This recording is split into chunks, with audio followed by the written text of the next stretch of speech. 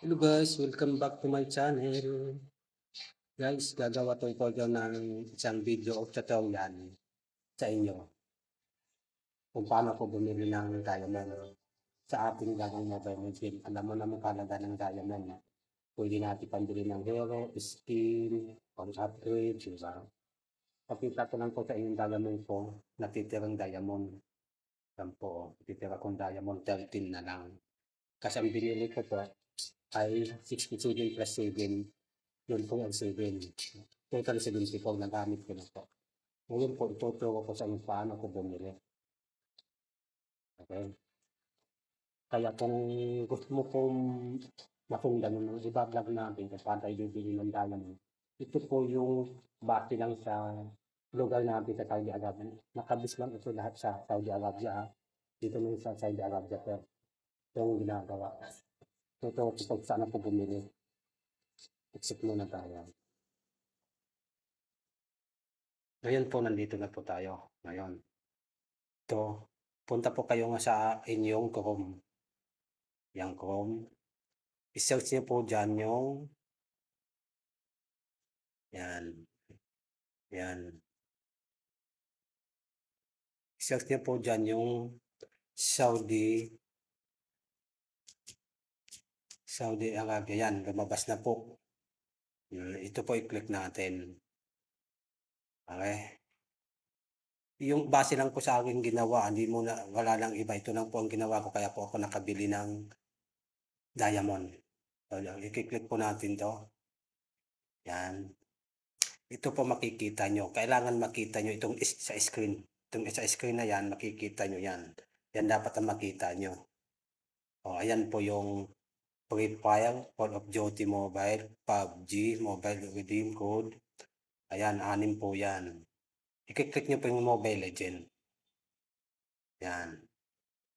Ito po makikita nyo. Ito po, naka-encode na automatic yung ano. Kasi nakabilin tayo ng isang bisis. Sinubukan ko lang po. Ay, napaka-legit po. Yan po. Nanda yung account. Itong 4 na number na yan,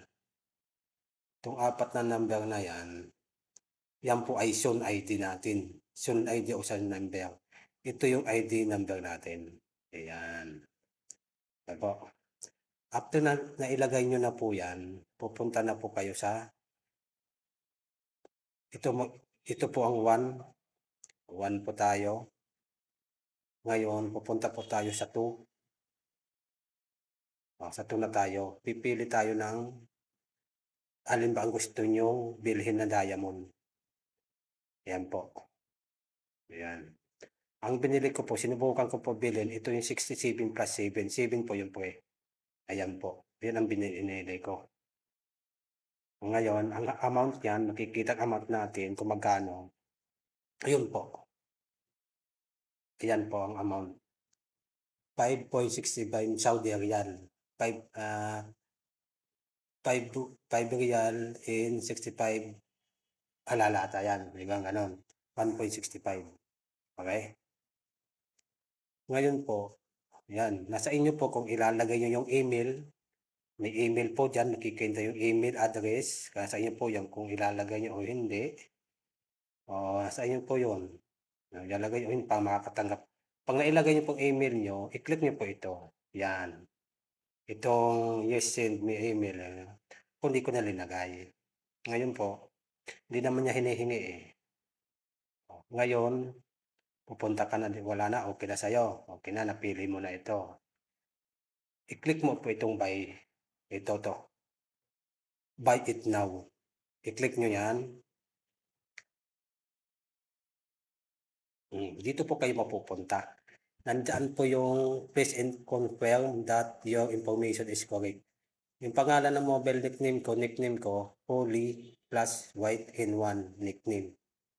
Tapos 6621, yung ID ko, ID number ko, yan, kikita nyo 5.65 price, card payment, post, yung ATM, yung ginamit ko po dito, yung ATM ko, yung saan po pumapasok yung aking sahod, yung salary ko dito. Bis lang po ito sa Saudi Arabia ha, hindi ko alam sa ibang bansa, okay? Confirm and go to payment process. Ngayon, kung okay na po sa inyo, ano nyo na po, i-confirm, i-click nyo na po ito. confirm and go to the payment address. Ayan, dito po kayo mapupunta. Ayan po, andun po, oh. Mobile Legends, ayan na po, 565. Ngayon po, 'pag yan po ay naka-Arabic, hindi naintindihan, yan mga yan, i-click niyo po yung tatlong dot sa bandang kanan sa taas, yan, tatlong dot. I-click niyo yan, andito po yung translate, ayan. Translate, pinaw lang ang nagbago, pero madali lang po yan, wala po yung problema. Okay. Ang dito po, yung hinihingi po diyan dito, yan po na yan, yan.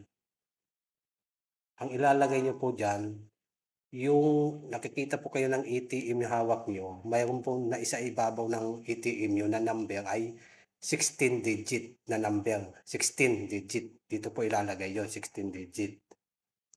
Yung 16 digit sa ATM sa ibabaw, dito po yon. Kung kailan yung nasa baba po yon, expired date, kung kailan hanggang kailan na yung bago ma-expire yung ATM na yon, yung expiry date, dito po ilalagay yon. Yan po yon. Isama nyo na dyan, idugtong nyo dyan, yung nasa likod naman ng ATM, tatlong digit, tatlong number, isama nyo na dyan. Pag okay na po, i-click nyo na po yung buy now. Ay, pay now. Ito po, i-click nyo na po yan. Ito po, yan. Click na natin. Pay now. Ayan po. Pag nailagay nyo po yan, yung account number, i-click nyo ng pay now. Pag na-click yung pinaw na yan, kasi hindi tayo maka-click ng pinaw kasi di nga tayo bibili. Hindi nga tayo po ibibili. Kung nailagay ko yan, kukulay yung pinaw na yan. Kaya di nga natin ilagay. Pag yan kayo ang maglagay dyan, i-click nyo pa yung pinaw. I-click nyo lang yan. Yan, i-click nyo lang yan.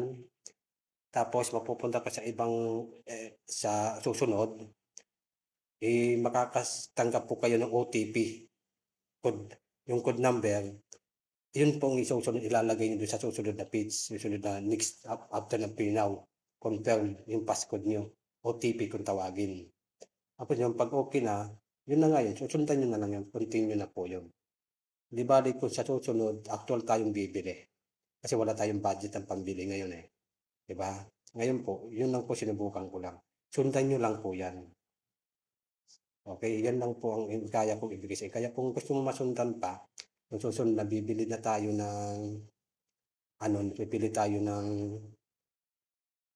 diamond, gagawin natin tutorial para kumulay talaga yan, para kumulay ito. Okay, yan po lang muna. Kaya kung gusto mo masunod yung mga vlog ko ng ganito, yung iba pang mga tag, yung ginamit ko lang po ngayon yung tag ng sahod sa lagi kung saan tinatanggap yung sahod ko. Doon lang muna. Yung ibang tag di ko pa nagagamit. Pero sasubukan natin gawaan yan.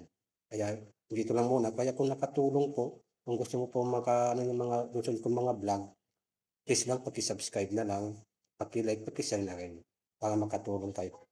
Doon lang po ito sa base sa Saudi Arabia Saudi Arabia lang po. Kung saan tayo bumibili ng diamond. Okay po, thank you for watching.